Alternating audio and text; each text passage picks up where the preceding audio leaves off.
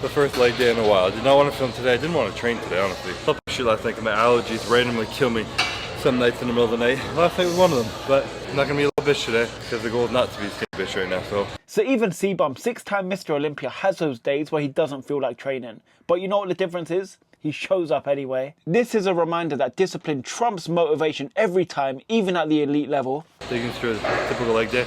I do like legs 1.5 times a week, but I'm not on a 7-day split right now. But I've been combining hamstrings, calves, and quads all together. So training legs 1.5 times a week while hitting all the major lower body muscle groups in one session is a smart way to build complete legs, especially for bodybuilders who aren't tied to a strict weekly split. This type of full lower body approach increases training frequency while giving flexibility in recovery. Cbum is starting off with the laying leg curl, holding it at the top to really activate the hamstrings. That pause increases time under tension and mind-muscle connection. Then he moves into single leg extensions, again holding at the peak, slowly controlling the negative. This not only preps the knees and quads, but it also sets the tone for a focused, controlled leg session.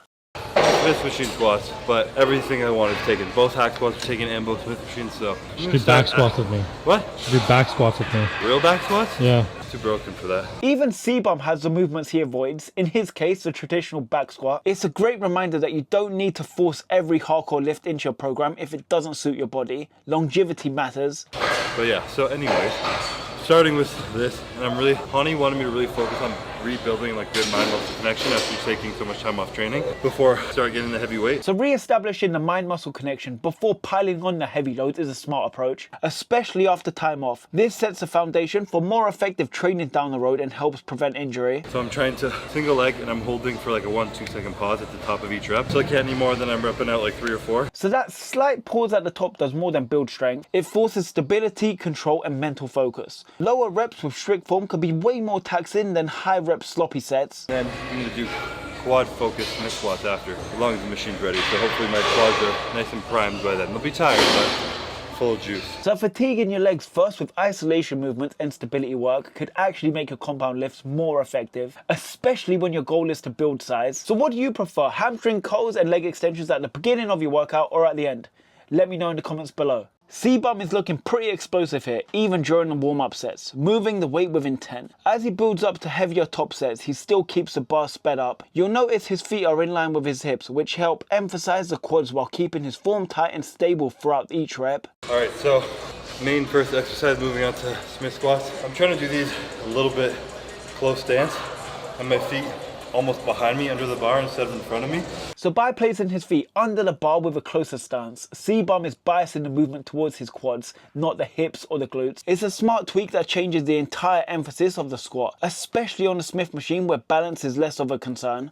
And this really drives your knees forward and causes your body to stay upright rather than folding over like a powerlifter style squat. Driving the knees forward while staying upright keeps tension on the quads throughout the whole movement. It mimics more of a sissy squat or a hack squat pattern, and it's a great way to target quad growth without loading the spine heavily. This just puts a lot more emphasis on your knees. If you have bad knees, don't do this, but more so on your quads. I'm just really trying to get some juicy quads right now. So this style isn't for everyone. If you've got knee problems, it may not be the best option. But if your joints are healthy and your goal is quad hypertrophy, this upright close stance Smith machine is brutally effective. If you found this video beneficial so far, hit the thumbs up button and smash the subscribe for more videos like this in the future. Typically I either do walking lunges or single leg press lately, just to do a unilateral movement. Try to keep my hips even. Today, I felt like doing something where I was sitting down. So this probably goes back to the beginning where Cbum said he's low energy and not necessarily feeling working out today. So opting for a seated movement is a smart way to stay productive without pushing yourself through something overly taxing. And it's a good reminder you could adjust your intensity on how you're feeling on the day and still get a good session out. Trying to focus just on really contracting each leg one at a time, getting good range of motion. Can't get quite as much knee flexion in a leg press as you can a squat. So it's a little bit more glute.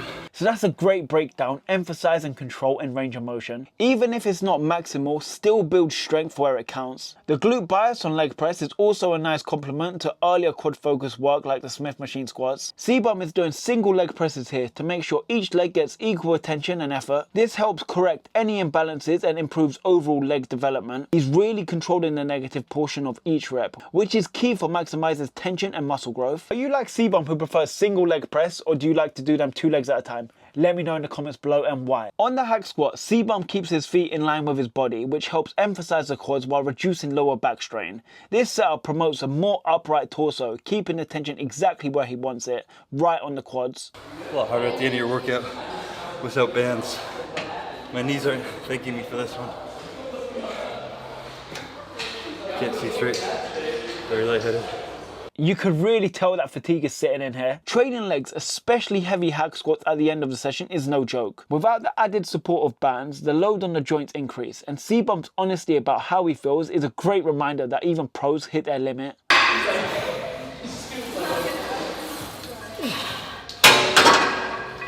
That's gonna be it for me on pressing.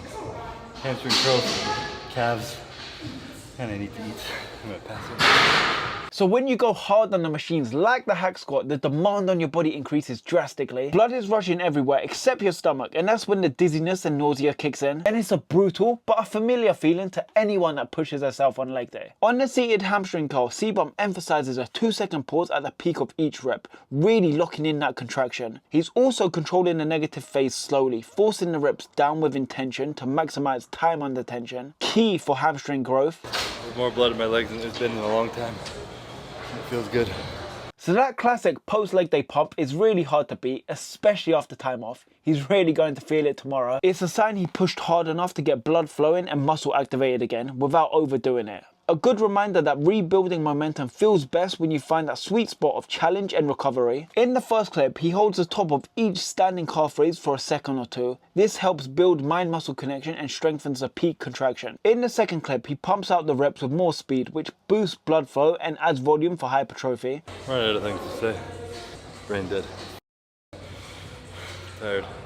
Sleepy. That kind of brain fog is real, especially after an intense lower body session. When you push that hard, central fatigue kicks in, and it's not about your legs that are getting fried. Your nervous system and focus take a massive hit too. Pretty good leg day.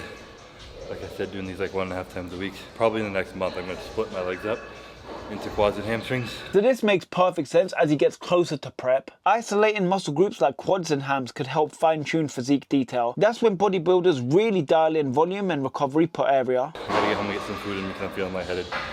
Calves are nice and pumped.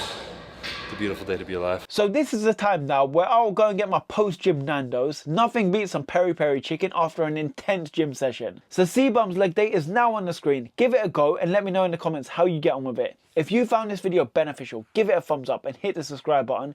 If not, watch this next video.